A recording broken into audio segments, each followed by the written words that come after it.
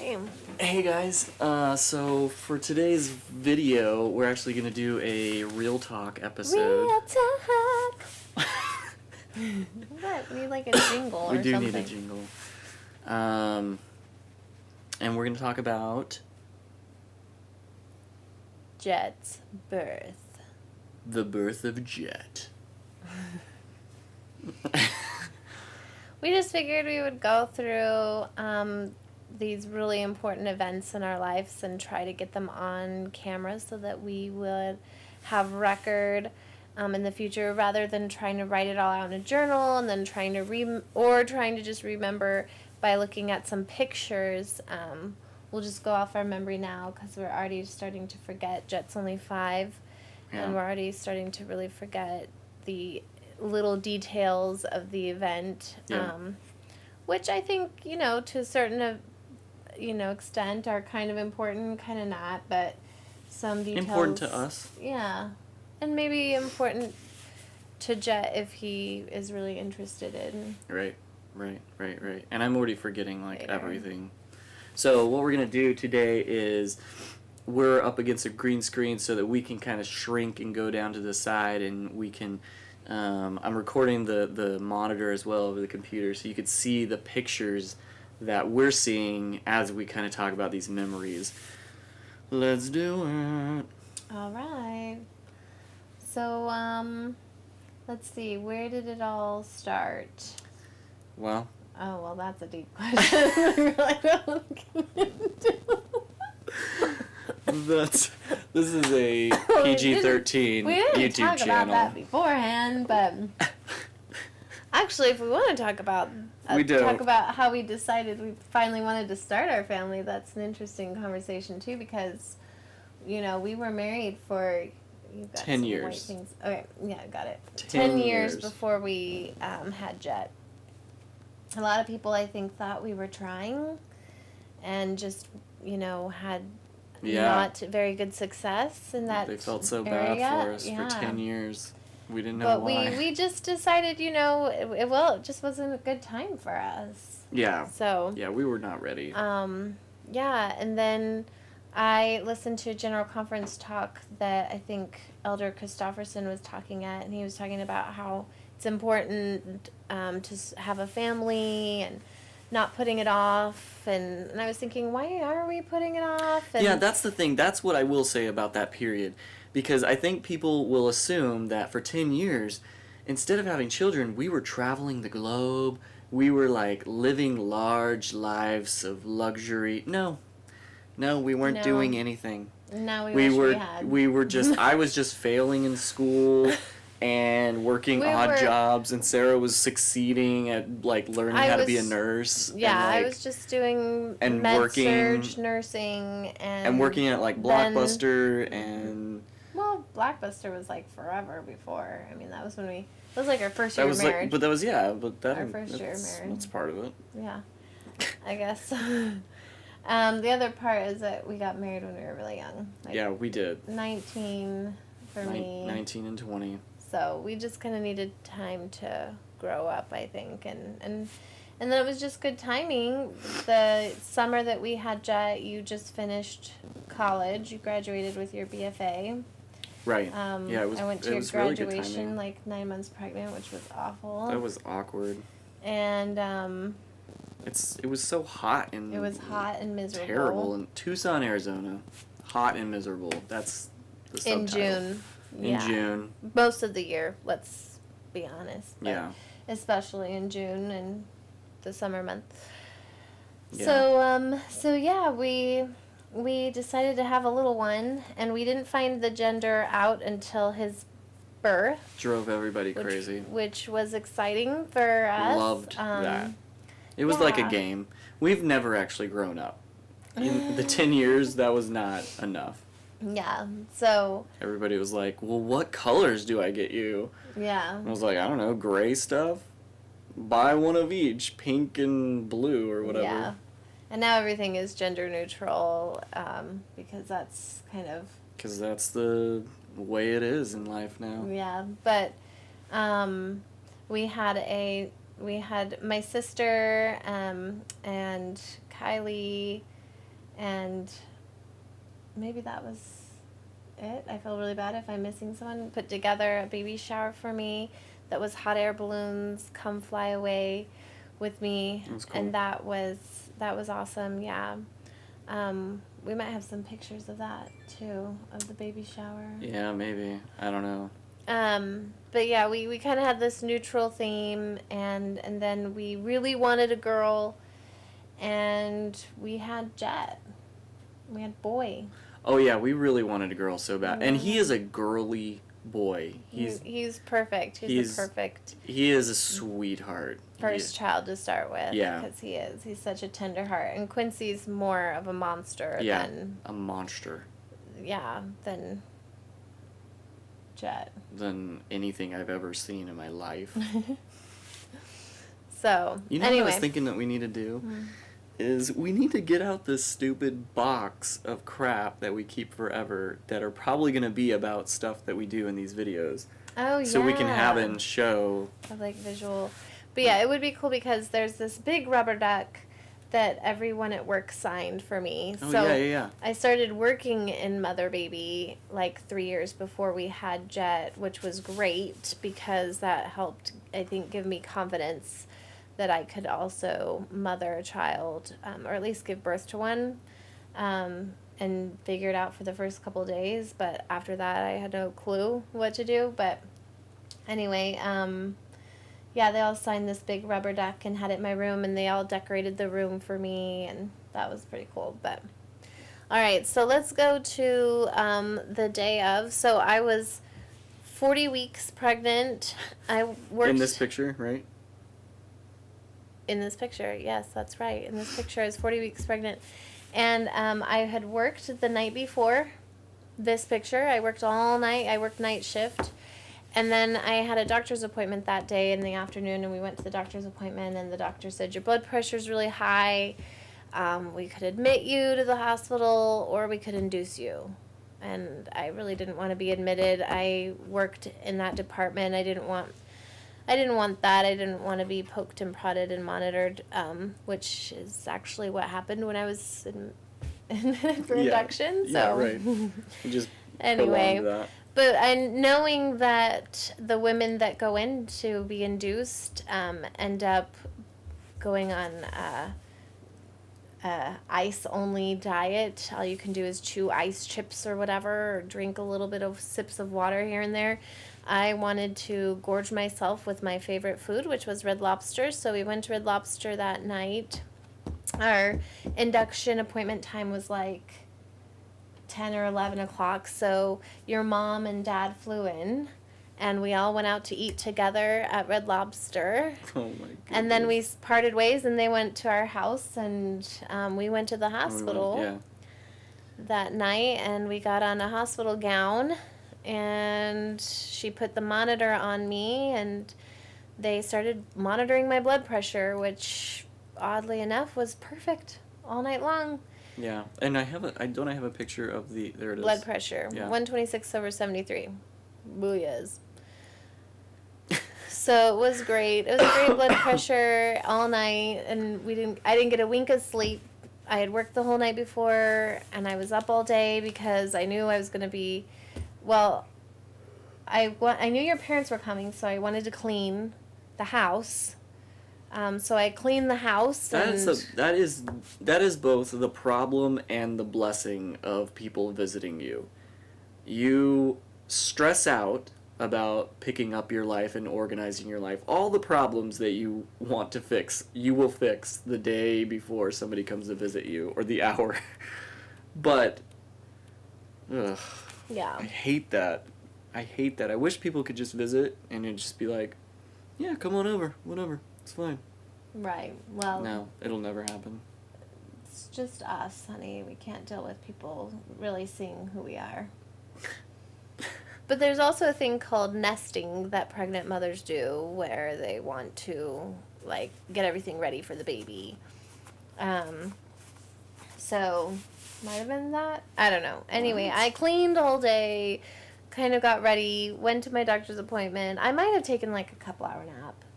I may have laid down for a couple hours, but then went to my doctor's appointment, found out my blood pressure was high. She said, you're coming back tonight to the hospital, to St. Joseph's, where I worked, in Tucson. And that's crazy to me because you worked before that. You worked, came home, and cleaned. Yeah. Instead of, like, she worked overnight and didn't come home and sleep and relax and rest up. Well, I'm sure there was some eating and... That's not sleeping. That's not the same as sleeping. Well, I don't know. I might have slept for a couple hours. I don't think you did. I didn't sleep really, though. Because No, I remember thinking when I went to the hospital and I couldn't sleep at the hospital that night because they were coming in every 15 minutes to, like, check my blood pressure. That was terrible, by the way. Redo my belt that had slipped. It was like they had a monitor on, like, our emotions, and they were like, oh, they're about to fall asleep. Yeah, every time they'd come back in. So anyway, it was rough. I was exhausted. But you were beautiful. Look at these pictures. Shut up. These photographs are amazing, goofy. by the way.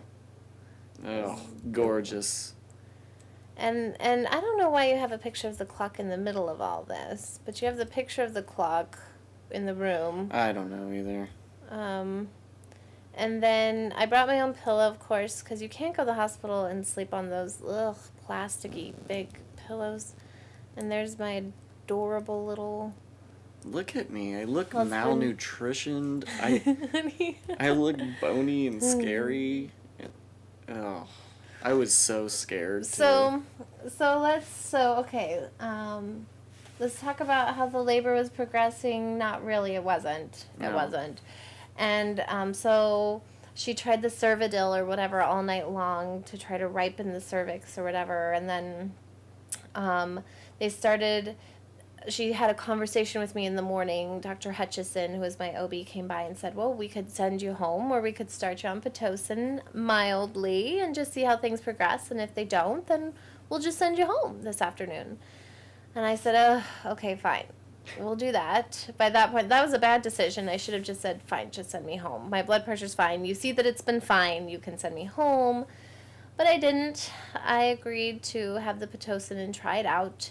So we sat on the Pitocin all day long with nothing and progressing. And my sister came over after she was finished with work, and we were just talking and chatting, and I was like, okay, I think I'm ready. I told the nurse I was ready to leave, that I wanted to leave, tell Dr. Hutchison, and I just was like, I'm going to get up and go to the bathroom and get changed. I get up and go to the bathroom, and my water breaks. Yeah.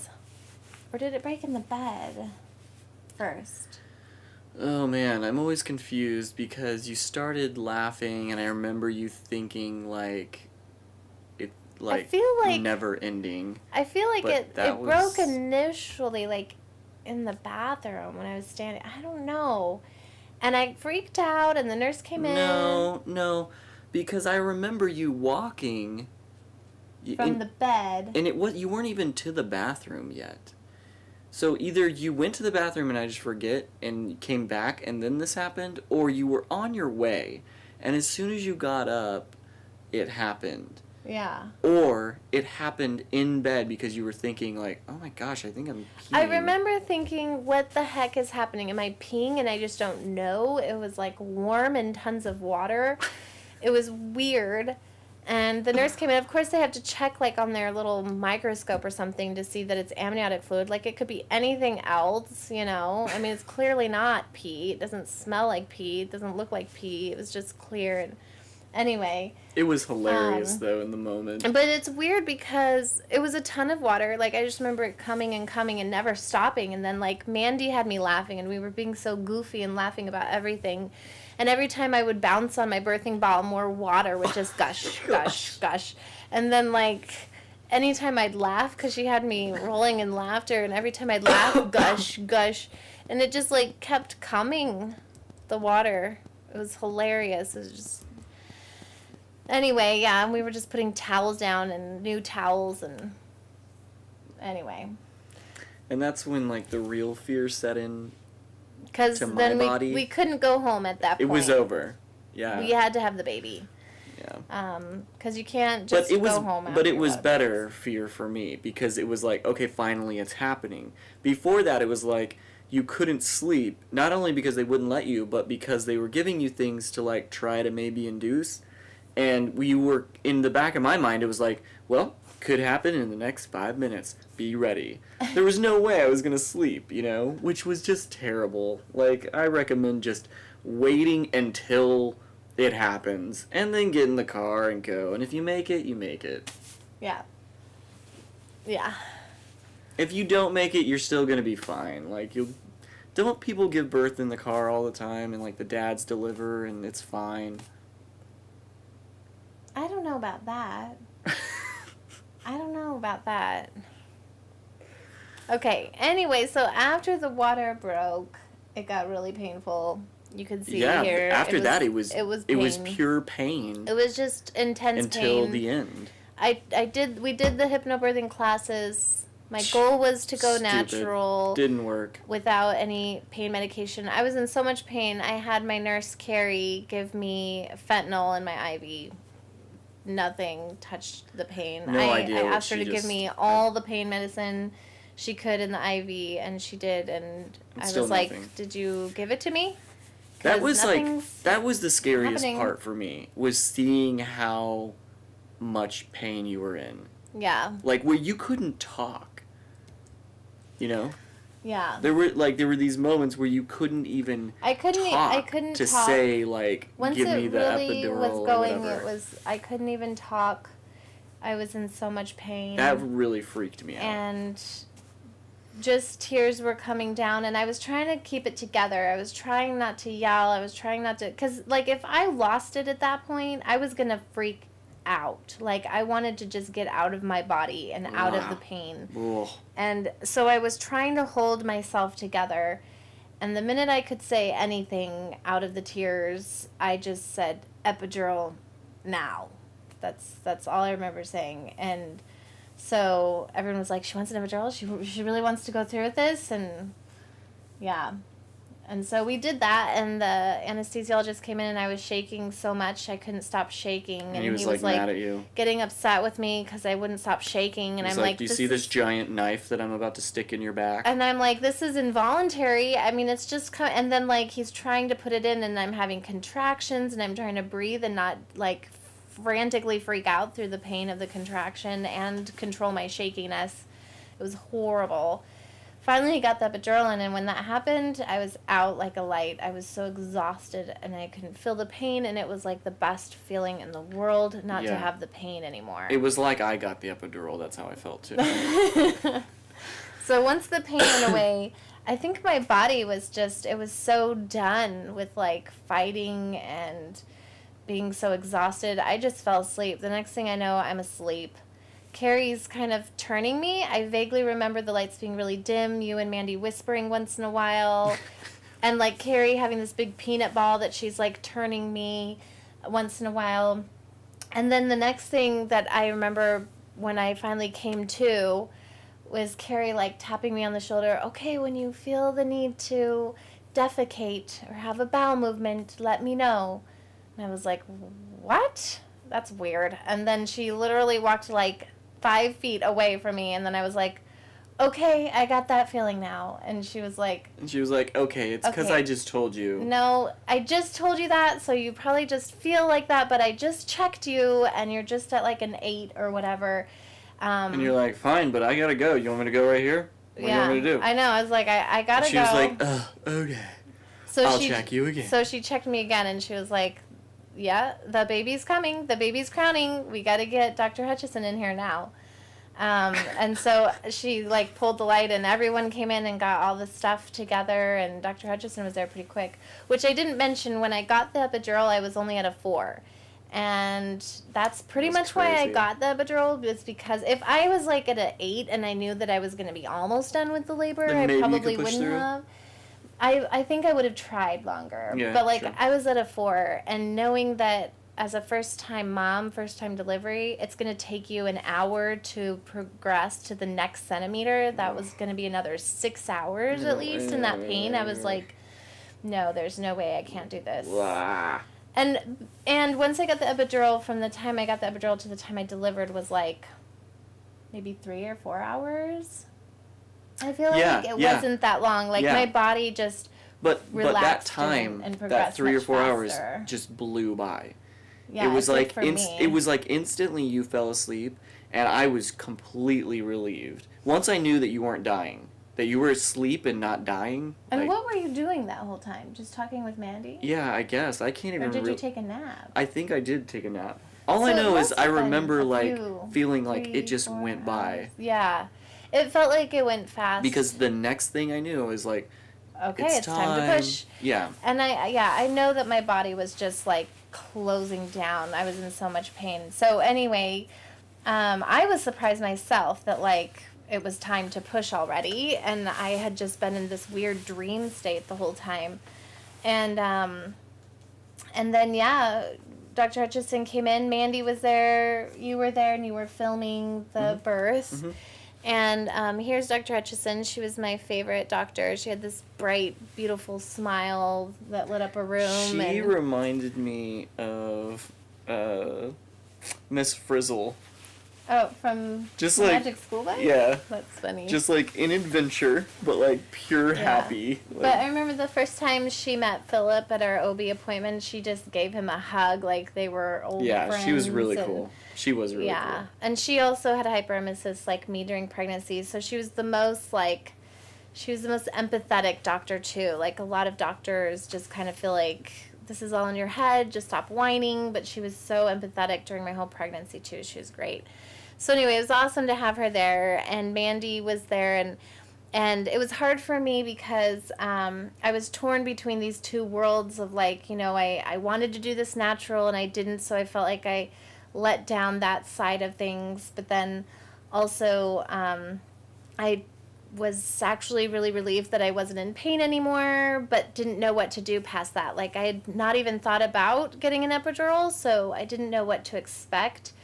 And so everything was a lot, it was different, and the nurses were telling me how to push at that point. Oh, that was annoying. And it was hard because I had this idea of how I wanted to push, which hypnobirthing says to breathe through your pushing, to do more of a as you're pushing.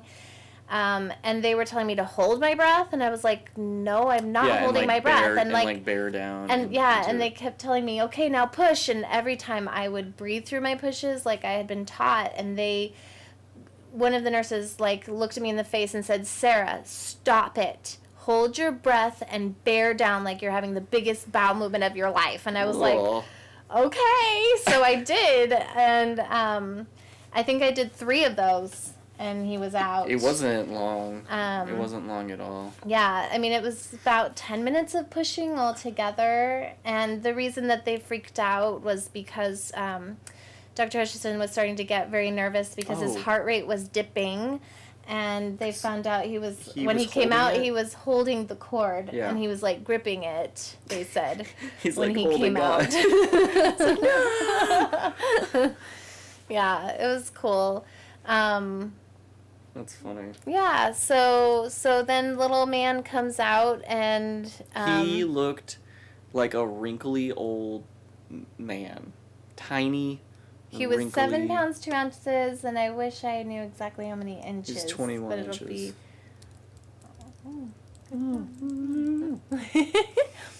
But yeah, he looked like a wrinkly old man, but he was adorable. He looked like a little wrinkle. So at first he looked like a wrinkly old man, and then there was a step in between. Step 2 was he started to look like Gollum very quickly. His eyes were ginormous. Compared to the size of his head. I love that photo. I'm so glad Mandy was there to take that picture for me. For us. It's a great picture. Yeah. Anyway. His eyes. And then, he just started... I didn't think for some reason he was going to look around a lot. I don't know what I expected. Yeah, he was pretty alert. But look at how old he looks. He looks like an old... I know. I don't know. His poor little bags so under his eyes. Though. Yeah, he was adorable. He was a scrawny 7 pound 2 ounce baby. He was was little. always a scrawny baby. He was little.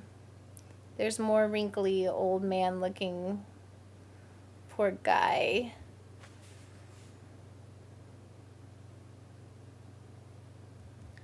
And yeah, I just felt like his eyes were so big. He was definitely, I knew right away when I saw his eyes that he was going to have brown eyes. They were very dark from the beginning. Oh yeah. And that was a picture of him holding on to a necklace that was a kind of like a antique looking hot air balloon that Kylie Thompson, one of my besties, gave me. So he was hungry, poor little guy. I knew a little bit about breastfeeding, but not obviously as much as I do now. And we struggled through that. Look at his wrinkly little feet. Like he's just been swimming Wrinkly, for wrinkly. And I remember when they took him away, because at that time they were doing baths in the delivery room right after birth, which I wouldn't have opted to do now, but I remember my first thought was, we had a boy. That's crazy. We had a boy. That means he's going to go on a mission and leave me for 2 years. And right away I was like sad that he was going to leave me. Wow. For 2 years. That's so weird. Yeah. That's what you thought? Like, yeah. wow. As soon as they took him to go to a bath. Yeah, like You're he's like, leaving me already. Gone. And he's going to leave me and he's going to go on a mission because I had a boy. I mean, girls can go on missions too, but... It doesn't count. Who cares? For 18 months. Boys go for 2 years. Okay. I don't know. I just was thinking about all the things he's going to do because he's a boy now. You know, just knowing that you have a boy all of a sudden, like, it changes what you think about, you know, we would have thought about during the pregnancy. Well, okay, so I don't know about Probably. that. Most of it was just fear for me. And during this whole moment, I'm so glad that I am a photographer because I was able to, in a lot of ways, disconnect from the moment and just focus on getting some photographs of this, just document, you know, his first day or whatnot as best I could, because I would have lost it. I remember almost breaking down, just freaking all the time. Really? Yeah. Yeah, there were a couple of moments during that where he was being bathed, or they were like putting something around his foot or whatever, and I wasn't taking a picture, and I immediately dove into this like, that's my son, and just like, ugh. Yeah, it is cool how I remember with Quincy crying right away. Did we cry right away with Jet too? I started crying right so. away. I did, yeah. Yeah, just how like emotional it is. As soon as he comes out, just how like your emotions take over and you're just bawling like a big. Remember when they asked? Emotional. Remember they were like, what is it? Oh yeah, it was funny. Was it Dr. Hutchison who was like? I don't know if it was her or one of the nurses that was asked. like, did you see what it is? Yeah. Did you see what it is? And we were like, no. Yeah, we didn't know. Because it's like here's the problem. When they come in and it's game on, literally it's like a football game, and they're in a huddle around Sara, and Jet is the football. Like, you don't even get to see anything. It's hard to see anything. So like he comes out, and like one of the nurses like looks up out of the huddle. She's like, Did you guys see? Did you see what it was? Do you know what it was? Do you know? It was just like, I don't know. At some point, we figured it out in that millisecond. And Yeah. I think you can hear me saying, like, it's a boy. We should watch that again. We should, yeah. Because I can't remember how that all played out anymore. I think I'm getting it mixed up with Quincy's now. Oh, really? In my head. Yeah. I don't know. I'll have to I don't watch know. it Maybe, again. yeah. I love this picture of us, too. Yeah, it's a great shot. And your parents, of course, were there the next day. Wait a minute, go back one. What? What's wrong? Is that the next day? That is the next day too, isn't it? No, No. it's the night. Okay. It's that same night. Okay. So we were in the labor and delivery room for like 2 hours, and then we went to our room, and And then this is the next day. And that's got to be like the first time that they held on to him. Yeah. Oh my gosh. Look at that old wrinkly man face. My dad's like, what happened? That recessed But jaw. he was so adorable, though, at the same time. He's so beautiful. Yeah, I remember your parents always saying, like, over and over again, he's so perfect. He's so perfect. Yeah. Oh, little dry lips. And totally recessed jaw. Holy moly.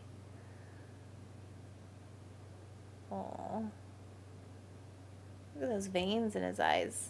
And his hair. He had like these little tufts of hair like right above his ears like an old man, and then like not a lot of hair up here on his head. It was so hilarious. We knew right away he was going to have your nose.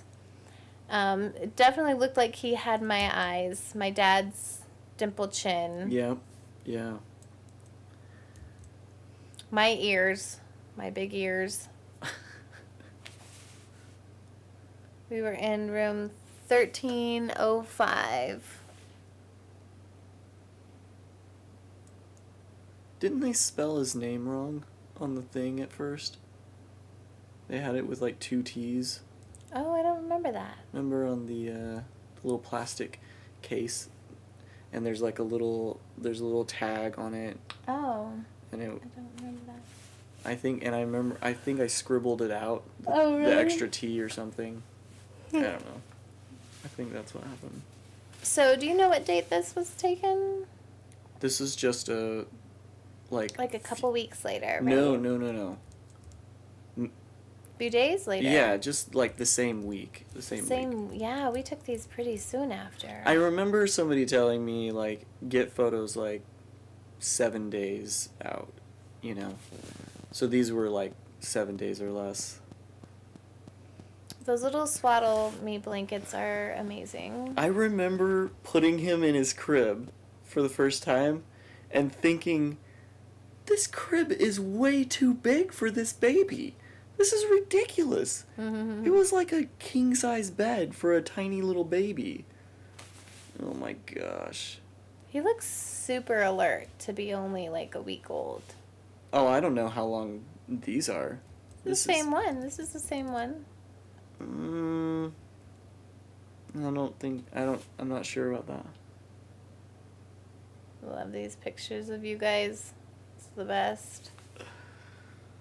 It's the best. I loved, like, the infant cry. Look at the old man, Hair. bald head, Yeah. with the hair around the side. Oh my goodness. Pumping. Lots of Oh, that's annoying. pumping. Yeah, that's something we need to talk about. We had to use a nipple shield and a Tube. And a tube.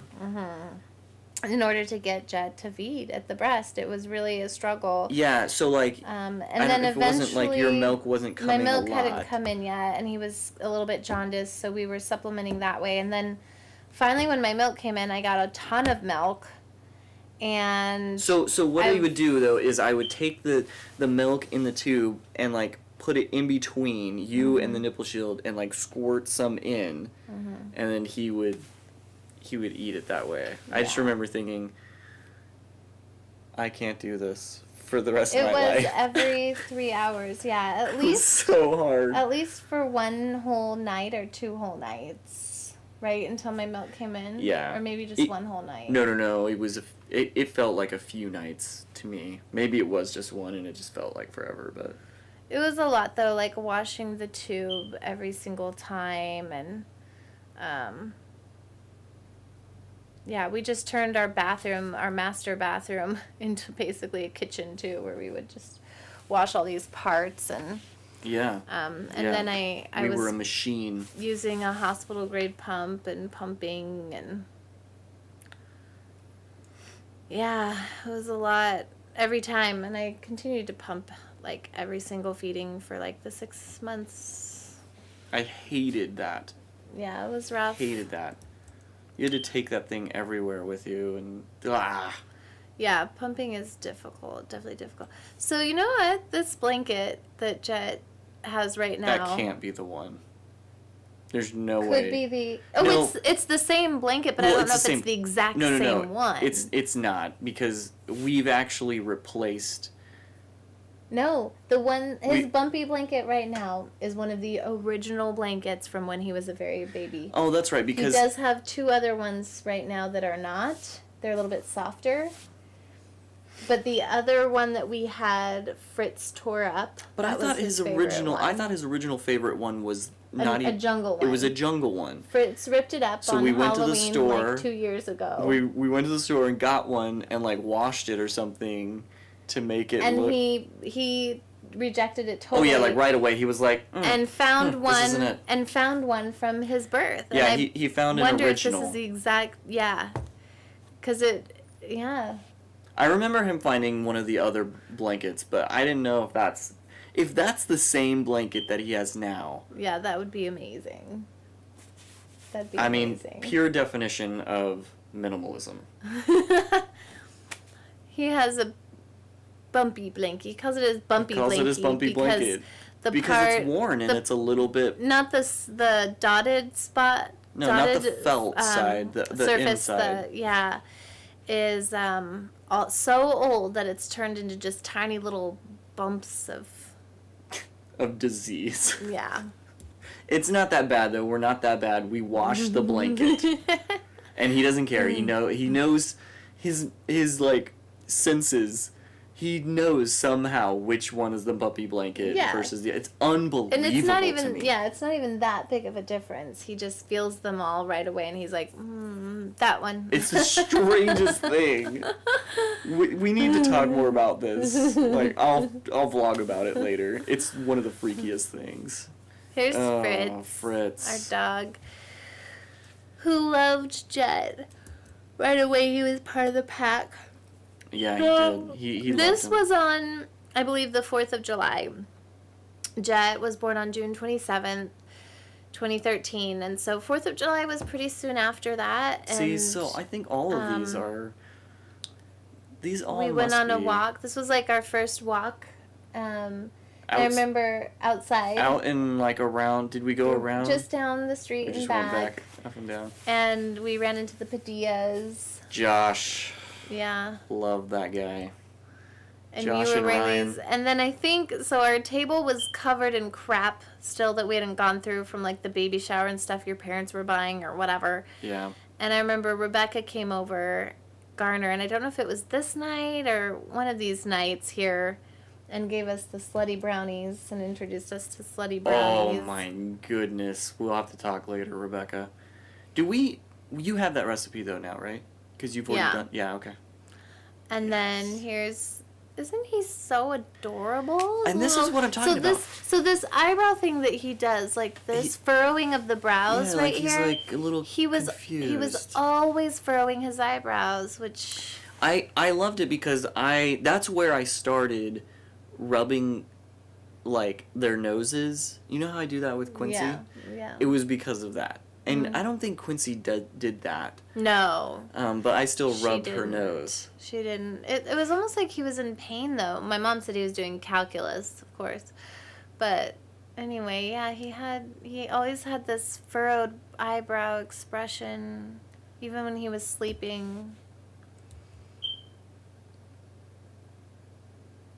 And I think this was just a moment of, can I still be myself and have a baby?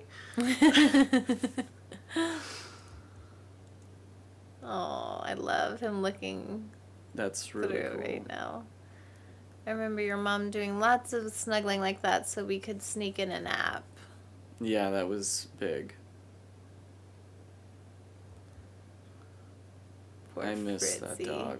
He was the best dog to have when I had like a baby running around or like crawling around or just rolling around on the ground. He would just kind of sit or lay down right next to the baby, and it was just amazing. Sometimes he would just lick Jet's head. Yeah. He was a sweet boy. He let the kids poke him in the eyes and grab his ears. That poor dog. Yeah. And this is a newborn outfit that Jet's wearing, and it's like falling off his body. He was so little. scrawny. Oh my goodness.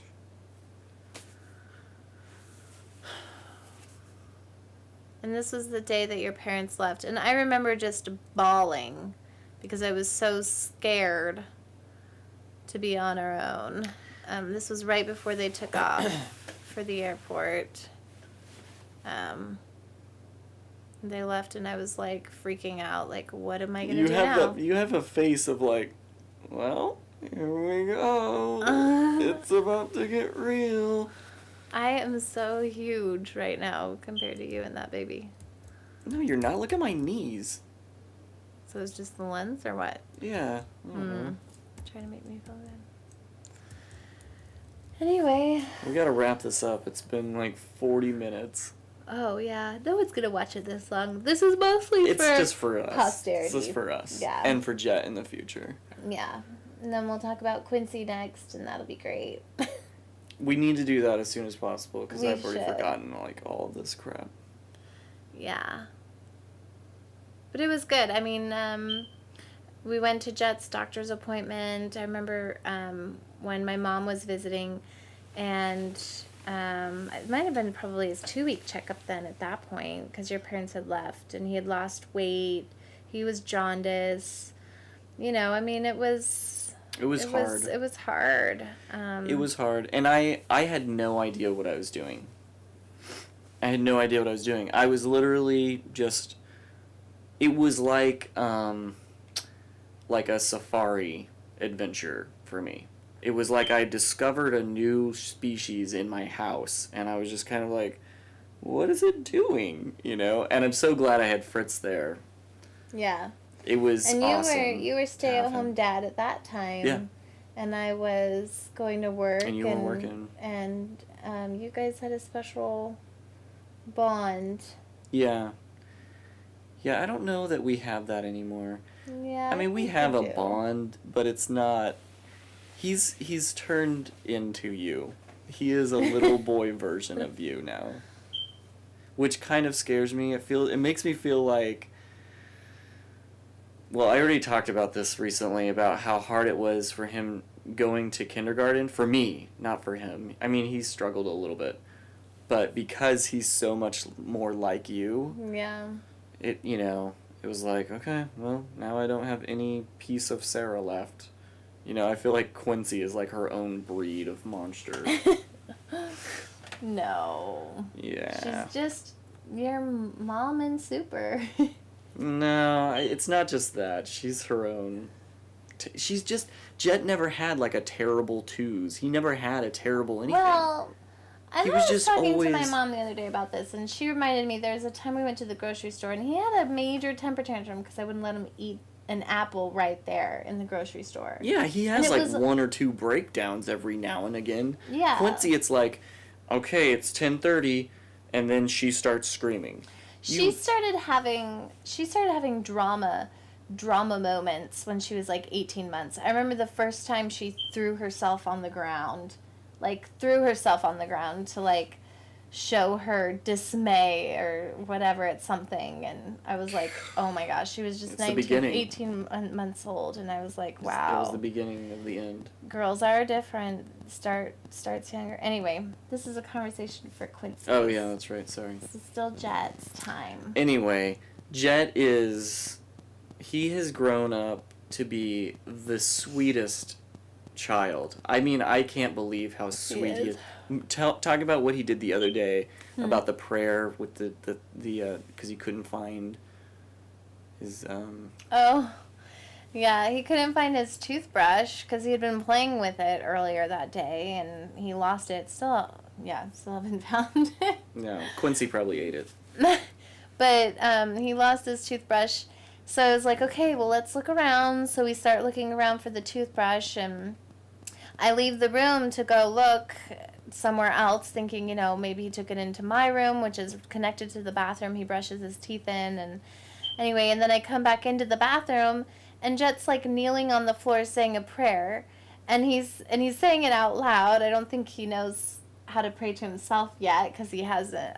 We haven't had him do that. But anyway, and he's just praying, and he's like, "And please help me find my toothbrush." And yeah, I don't know. What did he say? He was just saying, he was like, "Heavenly Father, please help me find my toothbrush." It's important or something.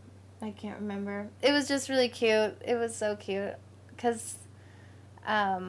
Which is just crazy. I was gonna say, like, I didn't expect, like, we are, like, slowly, formally introducing, like, you know, family home evening, that's very new. Family prayer, we've done that for a while, but it's not like we're like, okay, get on your knees and do it this way. It's like, no, if we're sitting on the couch, we sit on the couch and we pray together.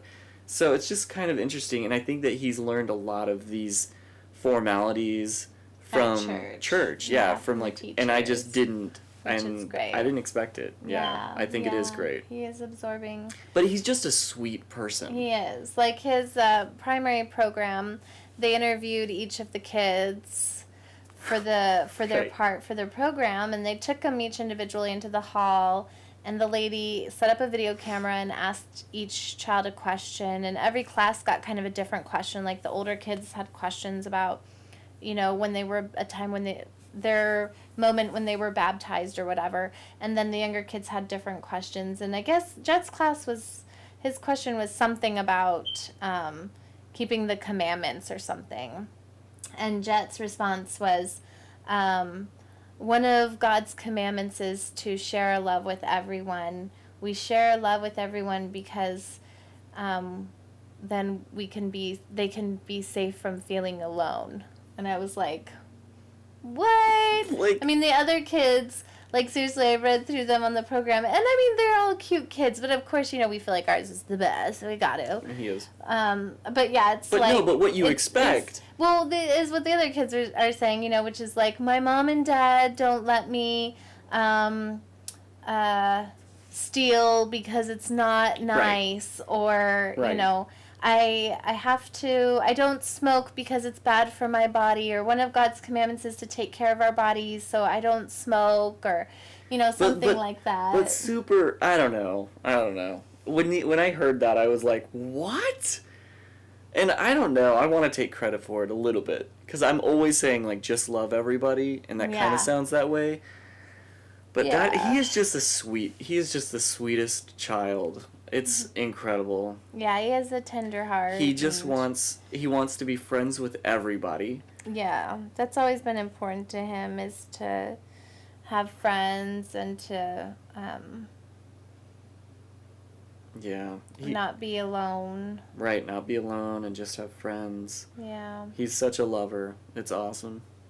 Yeah, he's a good kid. He's a really good kid. Maybe that's it. Maybe we gotta wrap it. We gotta close it. Yeah, we gotta close it up. Alright, well, this is Real Talk, Jet's birth. I don't know how we end it. What should we say? Real talk! Real talk!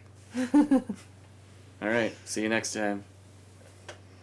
Now we should act like we're busy talking about some stuff and reading papers and talking to each other, kind of. Yeah, I know, the other day I was gonna do that. I know, that was so crazy. I totally forgot that we were gonna do that.